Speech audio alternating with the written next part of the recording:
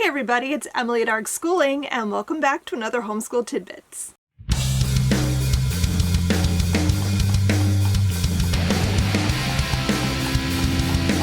Welcome back to Build Your Library's Homeschool Tidbits.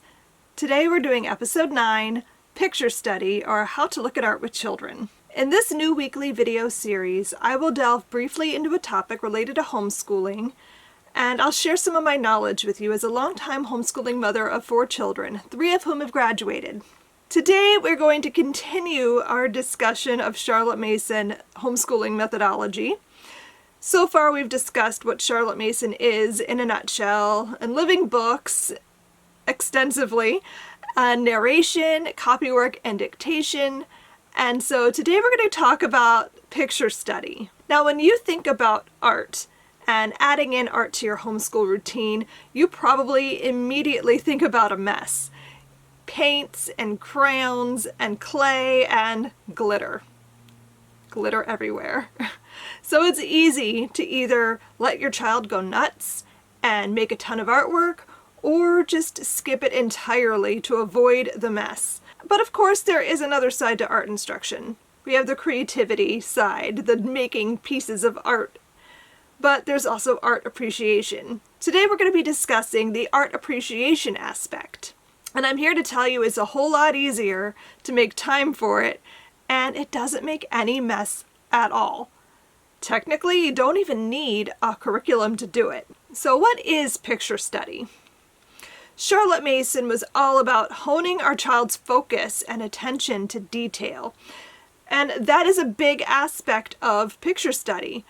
To simplify things, we choose an artist, and each week we'll put out a different piece of art by that artist for our children to look at. And over the course of 4 to 6 weeks, we can learn about the artist and study their artwork.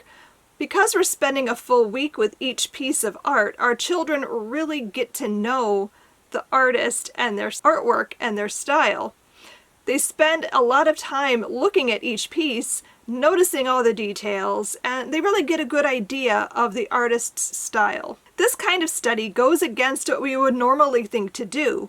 In our society, we want to get through things quickly. We want to read a biography about the artist, flip through a book and look at their artwork, and then move on to the next thing. But with Charlotte Mason's picture study, we really take our time. We really get to know the artist and their work. We spend a week with just one painting at a time, really looking at it. This is true art appreciation. We cannot measure the influence that one or another artist has upon the child's sense of beauty, upon his power of seeing, as in a picture, the common sights of life. He is enriched more than we know in having really looked at even a single picture. Now let's talk about how to make this happen in your homeschool routine. First, we have to choose an artist to study. Now, this can be overwhelming, but we don't need to make it complicated. It could be any artist, of course, any style, and it could be any time period, classical and modern. I highly recommend starting with something like Vincent's Starry Night and Other Stories by Michael Bird. This book is great. It not only gives you a history of art from prehistory through modern day, but it also gives you a great starting point. This book includes 68 artists. That's enough to cover your child's entire education and then some. So now that you've chosen an artist, you want to collect 4 to 6 pieces of their art for your child to observe. Now stop before you throw out this whole lesson because you think you cannot afford to collect that much artwork. Let me tell you, this costs nothing. You can find artwork on the internet for free. So most artists will have galleries online that you can pull up just for this purpose and look at their artwork.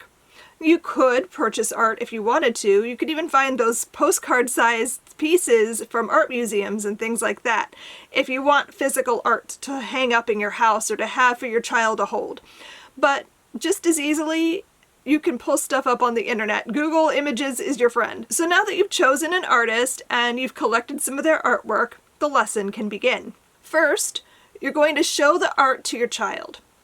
Let them look at it carefully for a few minutes, and while they're looking at this piece of art, you can introduce them to the artist. If you can find one, you can read a biography to them. If not, go look up some information beforehand and share some interesting facts about the artist with your child. Make sure you tell them the name of the piece that they're looking at. Next, ask them to see the picture in their mind. Like the spelling words we've talked about before, they should take a picture of the piece of art in their memory so they can see it with their eyes closed. They need to really look at the art to do this. When you first start with picture study, it's helpful to talk about the piece with them. Don't assume they're going to know exactly what to do right away. So I might point out things that I notice about the painting, and then I ask them to tell me what they might notice about it. Next, you're going to take away that piece of art and ask your child to tell you what they saw. Think of this as a form of narration. They're going to narrate the piece of art back to you. Just ask them, what did you see in the picture? There are no right or wrong answers here. Different children are going to notice different things. As long as they're telling you about the piece you were looking at together just a minute ago, they're doing great. Finally, I like to ask my children to tell me what they think is happening in the painting or the picture. This is where creativity can come into play. They can just give a basic answer, of course, like those children were playing a game of tag or the dancers were warming up, but I find that most children are storytellers at heart, and you could let them flex their creative muscles and tell you a story about the picture. As in a worthy book, we leave the author to tell his own tale. So do we trust a picture to tell its tale through the medium the artist gave it. And that's it! You've now done Charlotte Mason Picture Study lesson. You should aim to do this once a week. Of course, you can leave the painting out at all times so they can look at it throughout the week. But you should aim to do focused study once a week, and it shouldn't take longer than 20 to 30 minutes. Over the course of your child's education, you can study a huge variety and diversity of artists this way, exposing them to great art, art styles, art techniques, all painlessly. Throw in a few trips to your local art museum, and you're going to give your child an excellent art education. If you found this video helpful, I hope that you'll check out Build Your Library curriculum. Build Your Library is a secular, literature-rich homeschool curriculum inspired by Charlotte Mason's philosophy of education. Based on nearly 20 years of homeschooling, I created the curriculum I wish I'd had when I started homeschooling my children. I've spent thousands of hours cultivating the best literature to enhance your child's studies. Our lesson plans make homeschooling simple. Just open your lesson plans, gather your books, and go.